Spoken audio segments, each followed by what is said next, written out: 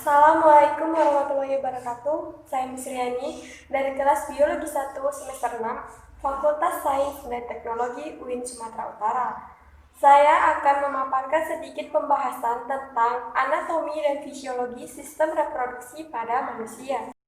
Langsung saja, pengertian dari sistem reproduksi atau sering disebut dengan sistem genital ialah sistem organ seks dalam organisme yang bekerja sama untuk tujuan reproduksi seksual. Sistem reproduksi baik pria ataupun wanita terdiri dari dua bagian, yaitu bagian internal dan eksternal.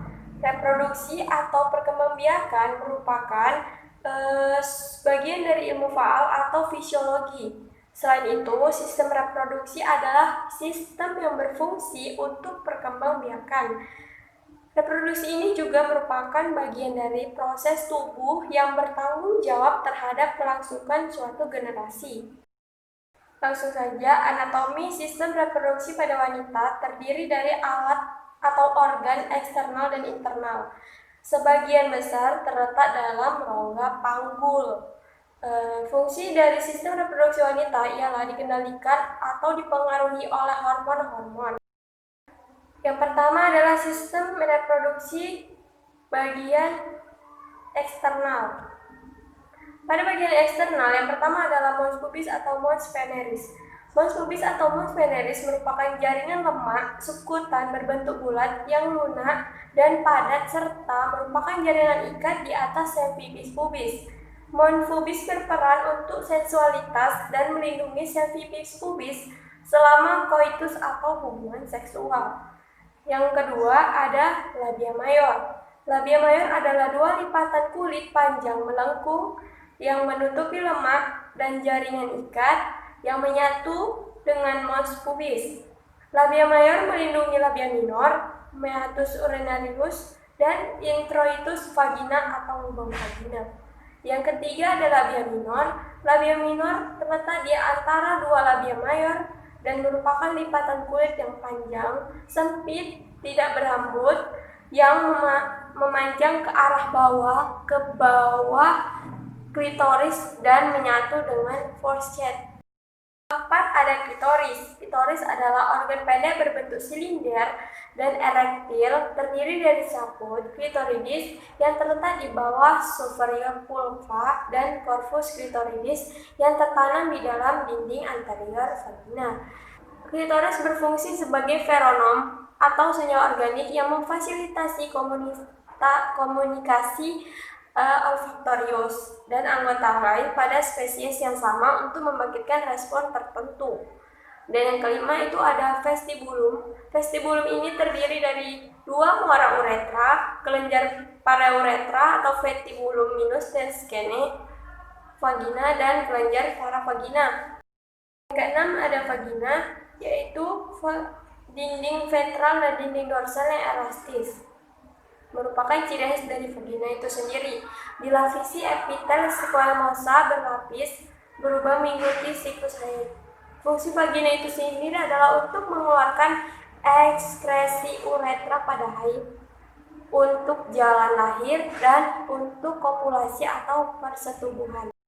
Selanjutnya, pada sistem reproduksi wanita memiliki genitalia atau sistem reproduksi pada bagian dalam, yang salah satunya ialah ovidum. Ovidum berjumlah sepasang dan berfungsi menggerakkan ovum ke arah rahim dengan gerakan peristaltik. Rahim merupakan tempat pertumbuhan dan perkembangan embrio hingga dilahirkan. Dinding rahim itu sendiri terdiri dari 3 lapisan, yaitu perimetrium, myometrium, dan endometrium. Yang kedua ada tuba fallopi. Tuba fallopi berjumlah sepasang melekat pada fundus uterus. Setiap tuba fallopi mempunyai lapisan peritoneum bagian luar, lapisan otot tipis di bagian tengah, dan lapisan mukosa di bagian tengah. Lapisan mukosa ini sendiri terdiri dari sel-sel kolumnar, beberapa di antaranya bersilia dan beberapa yang lain mengeluarkan sekret. Yang ketiga ada ovarium. Ovarium berfungsi sebagai pembentuk dan pematang folikel menjadi ovum.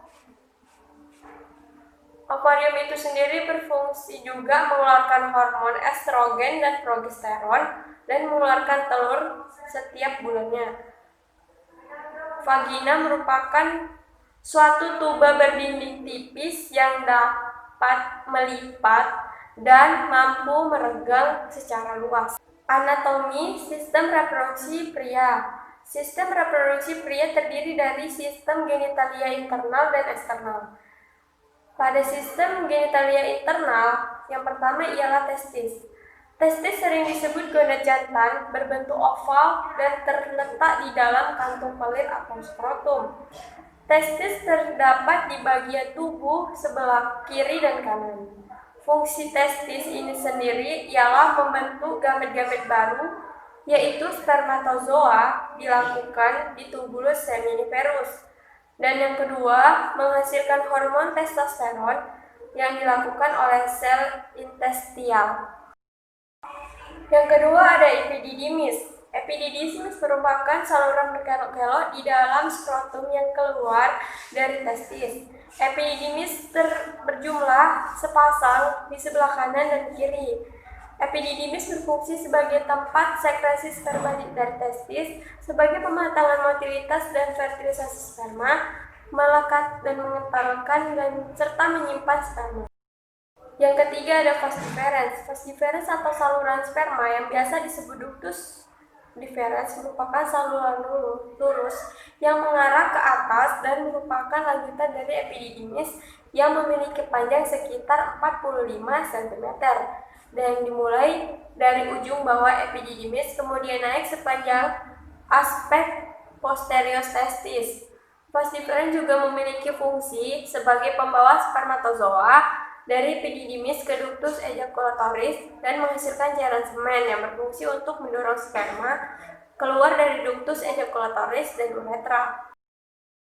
Selanjutnya yang keempat ialah vesicula seminalis, adalah organ yang berbentuk kantong bergelembung-gelembung yang menghasilkan cairan seminal. Vesicula seminalis ini berfungsi sebagai penghasil fruktosa untuk memberi nutrisi sperma yang dikeluarkan. Yang kelima ada uretra.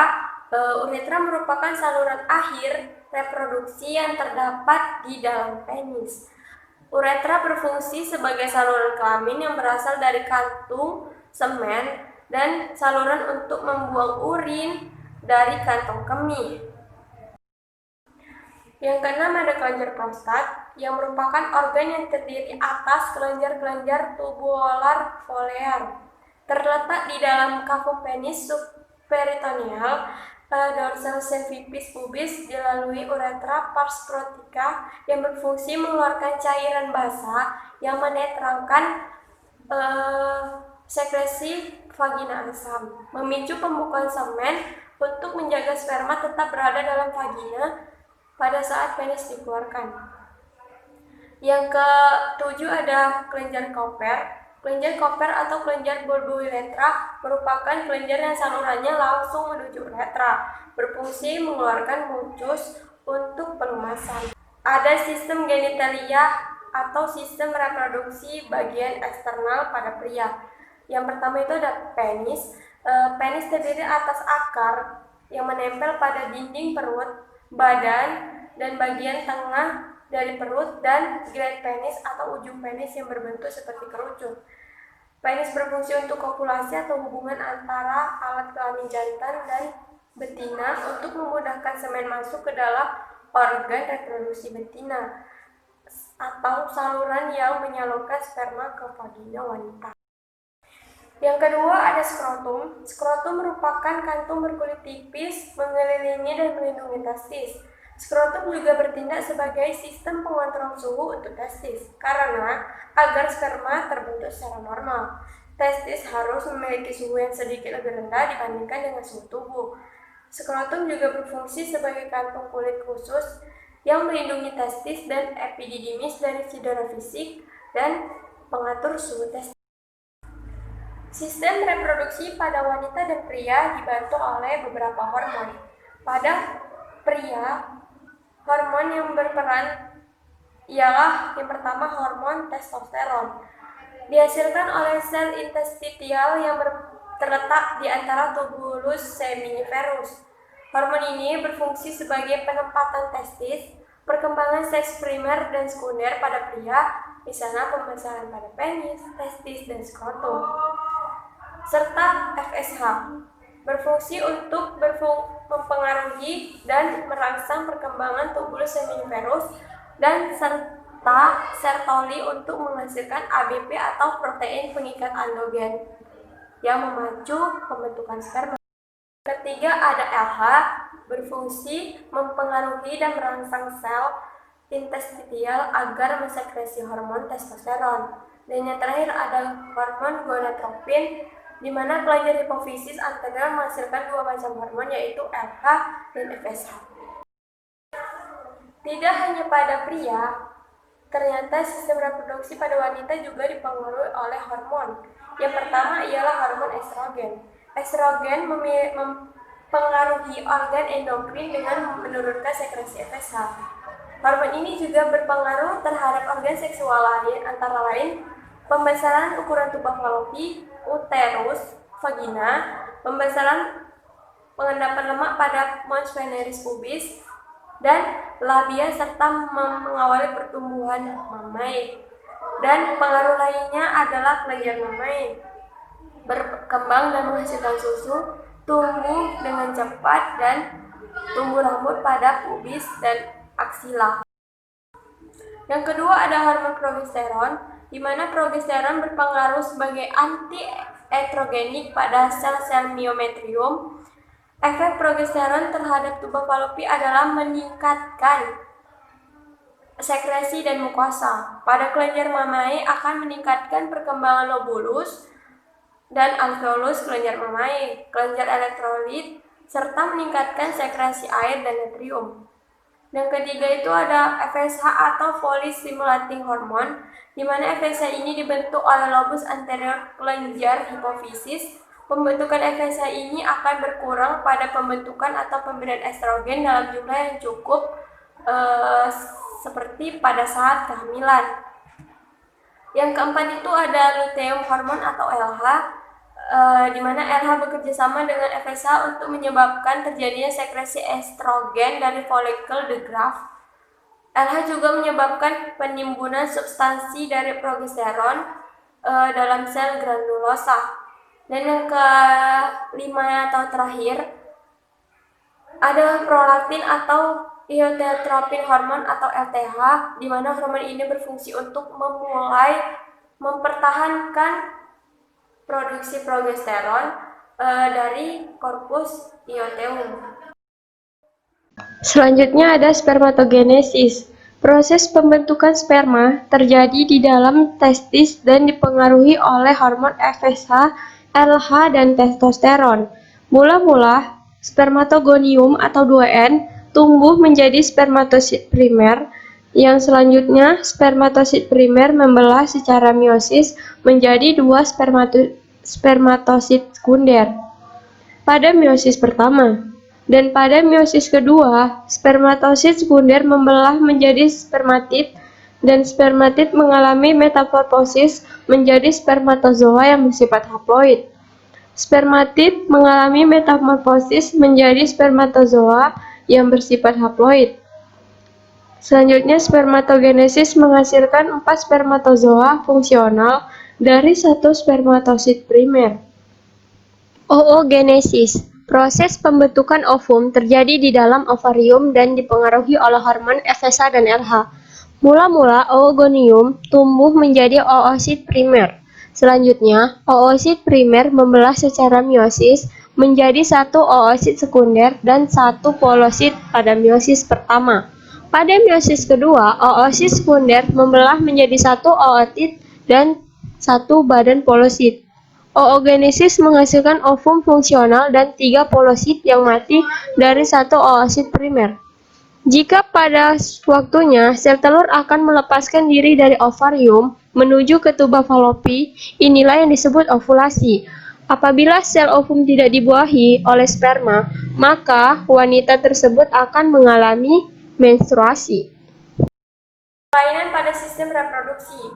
Saya mengambil 2 sampel, yaitu kanker ovarium dan gangguan prostat, di mana kanker ovarium terjadi pada sistem reproduksi wanita. Kanker ovarium juga termasuk ke dalam penyakit pada sistem reproduksi wanita, di mana berawal dari kista ovarium yang merupakan tumor jinak dan kecil di dalam rahim. Penyebab kanker ini biasanya disebabkan oleh gaya hidup yang tidak bersih atau kurang higienis, asupan makanan yang kurang bergizi, kurang olahraga, dan penyebab lainnya. Dan yang kedua itu ada gangguan prostat, di mana itu merupakan gangguan pada prostat, dapat berupa peradangan prostat atau prostatitis, pembesaran prostat atau BPH, atau kanker prostat. Prostat adalah kelenjar pada sistem reproduksi pria yang memproduksi cairan mani yang berfungsi untuk menyuburkan dan melindungi sperma. Sekian pembahasan tentang materi anatomi dan fisiologi sistem reproduksi pada manusia pada pertemuan kali ini. Lebih dan kurangnya saya mohon maaf, dan saya akhiri dengan wabillahi taufiq wal hidayah. Assalamualaikum warahmatullahi wabarakatuh. Jangan lupa komen, like, dan subscribe.